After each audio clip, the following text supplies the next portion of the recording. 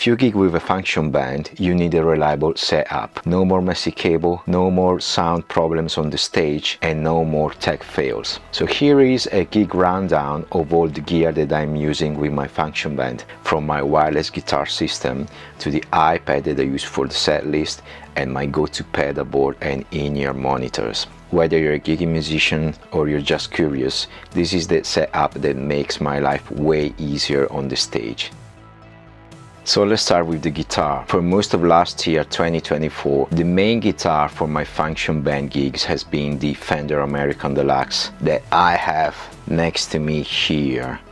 Okay, I'm trying to show this now on the screen. This has been modded quite heavily throughout the years. Firstly by Musical Shop when I was still living in Italy, and more recently by myself. Let's just say that I try to get inspiration from the Tyler guitars type of electronics, particularly when you see the mini switches and pickups that I've installed on this one. I really just try to copy as much as possible and get inspired from Danaf model of the Tyler guitars. I think has been quite successful, even though I'm still struggling sometimes with some sort of grounding noises, and I still can't figure out if it's them more about the guitar or the pedalboard, which I will be showing you in a moment. But before getting to that, the other instrument that you probably will see has been the PRS 2408 that I had for a few years now. Here we are. This is the beautiful PRS Custom 2408,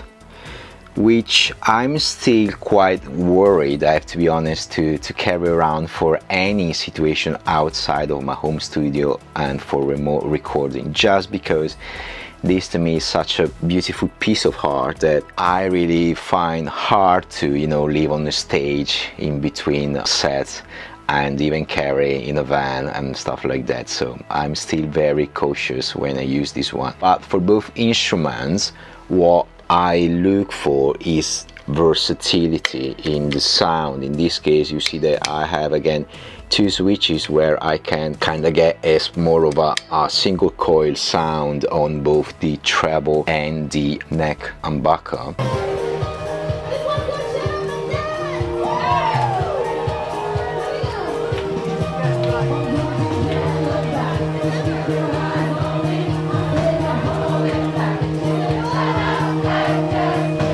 This is all to say that, of course, since most of my functions includes a pop, funk, soul repertoire with just a touch of rock that I decide to put when it's time for me to take a solo on some of the songs. What I mostly look for is that sort of snappy, clear, funky sound, some more arpeggiated, sort of warmer sounds, and then yes, some crunchy and just a touch of lead from time to time. But still, when I'm playing lead part, I like to have the comfort of a humbucker, and since my favorite style of music is still and it will always be 80s rock, I really like to try and find this sort of situation in my lead solos.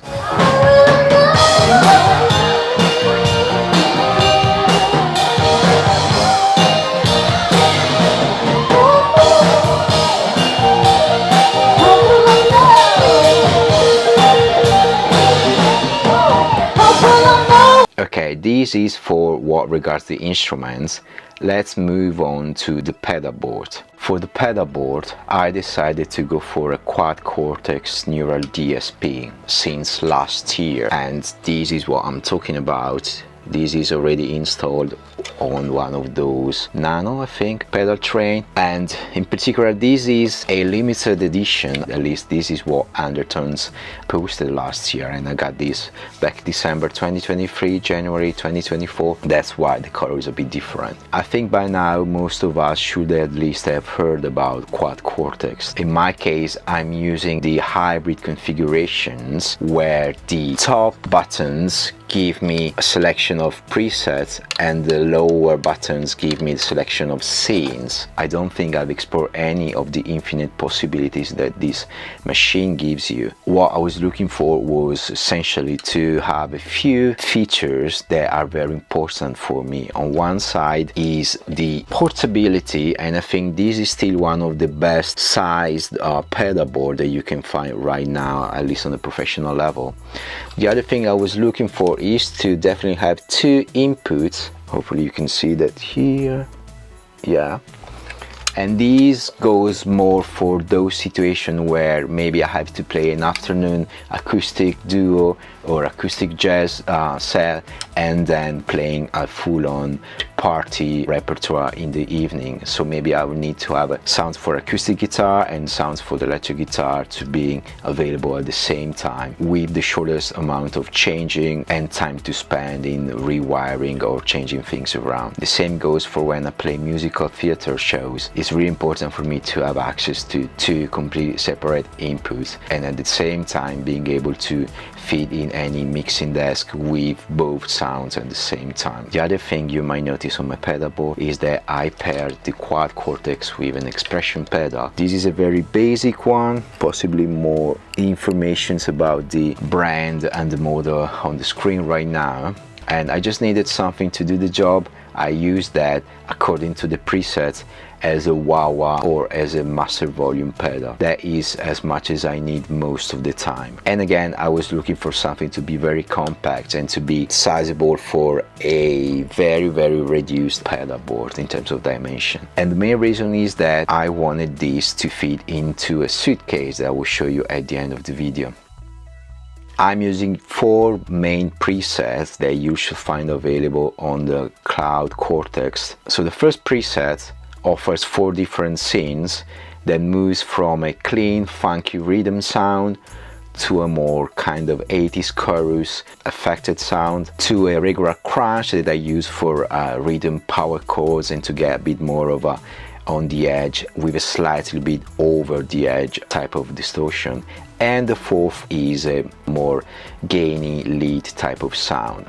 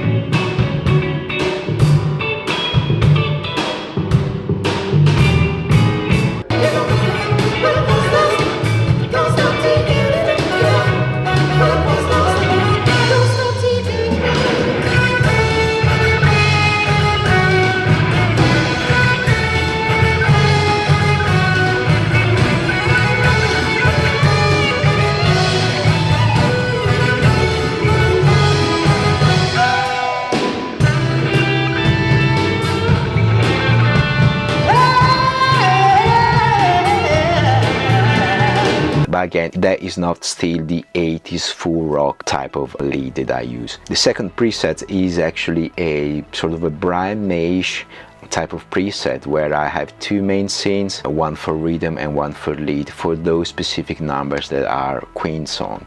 I've always loved Brian May, and it was important for me to have a separate type of preset for those cases when I have to pay tribute to the master genius himself. Don't stop me, have a good time, don't stop me.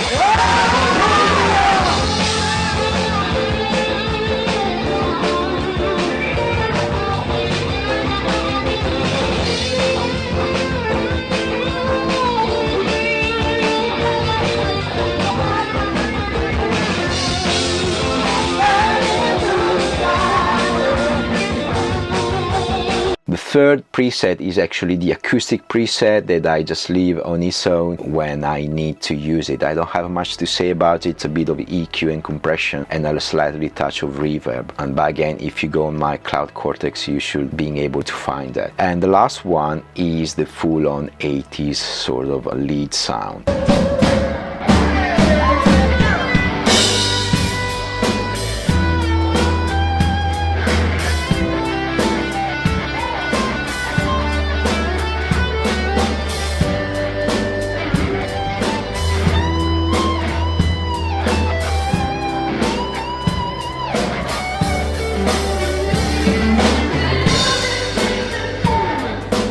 Now there's one thing, just to justify what I just said, I put those extra, I don't know how to call this, but basically bigger buttons on some of the 8 foot switches that I have available, and I haven't put it on this one because this one is for the acoustic one, and since the acoustic is always something that maybe happens in a separate moment of my gig situation, I don't need to have it. I actually want to hide it from the other ones. So this is for the funky with the 4 synths, this is for Brian May, and I actually just use these two. This is the lead full-on 80s kind of sound, and when I engage this, it goes straight into the 4th scene, which is the highest gain and accuracy and delay and everything on top of that. Before I move on to the iPad, I just want to mention that, as many of you maybe, I was experiencing a bit of problem with grounding noises coming from this pedalboard. That happened mostly with musical theater situations. I got quite worried about that, and at the moment I found the solution by buying a different power supply for this unit, which is not, as many of you might think, the chalk DC something, but it's actually a way cheaper solution that will be posting again in the description, that at least gave me a bit more of security when I go on the stage and maybe the electrical system is not exactly spot on. I leave a bit of a question mark because the Stratocaster as well last year for a couple of times started engaging a lot of noise when I was switching from the funky to the super lead sound. So again, despite the fact that I double check all the soldering recently and nothing seemed to be out of place, I still have some sort of mystery around why sometimes these sort of things happen. So if any of you guys have any recommendation, if you ever found yourself in the same kind of trouble, please drop a comment below and let me know how you fix that. For what regards the iPad, the way I use it is to read through my charts for any songs that is included on the set on a particular gig. The model I've been using for years now is an old standard 2018 iPad. I think this is the 10 inches version. I use it in this case so that I can also keep my Apple Pencil safe and ready to go. Now I'm going to show you very quickly an example of one of the set lists that I use, and the app that I use is PA Score. So the way I use PA Score is by including all the songs that are to be played on a particular set. For example, this is the set list from last weekend. As you can see, we had like 26 numbers. Some of them I've been transcribing and writing on Guitar Pro because I really like to have a one-page situation for each song that I can go through. Some other times I actually handwrite on the iPad using another app which is called Paper, because I found that on one side it's nice to have some sort of resemblance of the analog situations, and on the other side sometimes it's easier for me to just summarize this way and condense everything in one page. So this is pretty much what I have in front of me at any point. Of course, with time you memorize the numbers, but this actually makes you ready even in those situations where you need to dab out for other musicians, and if you are good with transcribing, then this is really a lifesaver. What goes paired with this is a page turner. This is called iRig. Blueturn is a Bluetooth solution. It's very handy, never let me down, so this is always on the floor next to my pedalboard as well. One of the more recent upgrades that I made to my gear is this wireless system by Lecato. I think its model is JW06, and this is a 5.8 gigahertz sort of system. I found it very useful and very reliable. There are a few reasons why I decided to go for this particular model. I read a bit about wireless system before buying this one, and I thought that getting something which provided the higher frequency 5.8 and a few different channels that you could be using to avoid any sort of mismatch and problems if there are other wireless systems on the same stage was some sort of comfort and insurance for me, and that is why I went for this one. I have to say that so far have been serving me very well, and once again this is another factor that helps me out to keep my stage tidier and to avoid any sort of problems. I've been actually be using this last weekend again, where we had a rowing situation in the afternoon where we were playing and I was walking around the room with the acoustic guitar plugged into this wireless system with that particular preset on the Quad Cortex on the stage, and then during the evening switching on to electric, my Fender Strat and the 3 other presets that I showed you before.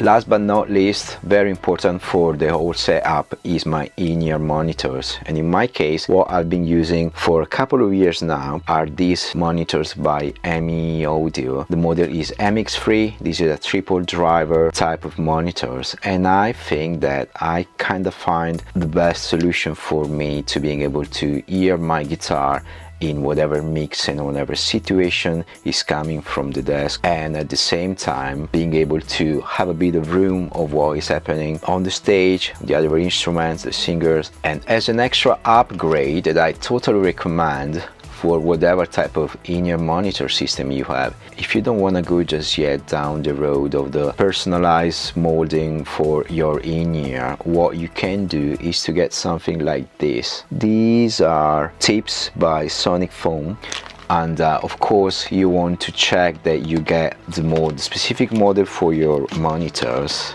But the good thing, they comes into this sort of package, and the manager has been very kind to leave this message. You see that it says, please let me know if they don't fit. Actually they fit very well. This is what I'm talking about, okay?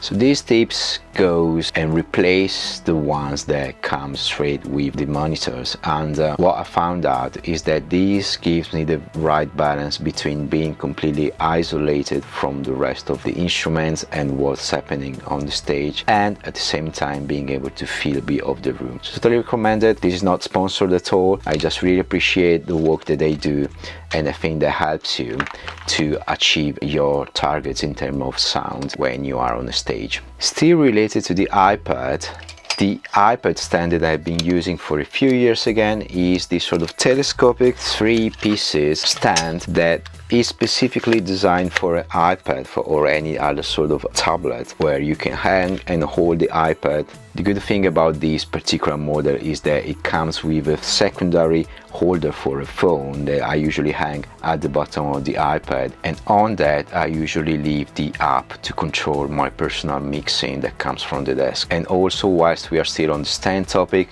for my electric guitar I usually have these. Hercules stand is the most compact, I think. Probably you guys have seen this before.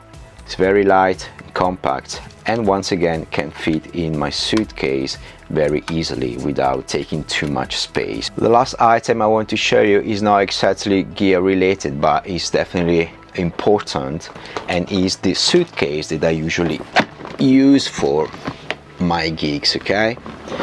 This is made by Kono, and it's a Ryanair cabin size type of suitcase. Why this is important, again, you can make a guess probably. It happened last year that we played for a wedding in Spain. We flew from London to Spain back and forth, and once again I had the chance to have everything ready to go without any problem on the flight, thanks to the fact that every other piece that made up my system can fit within this suitcase.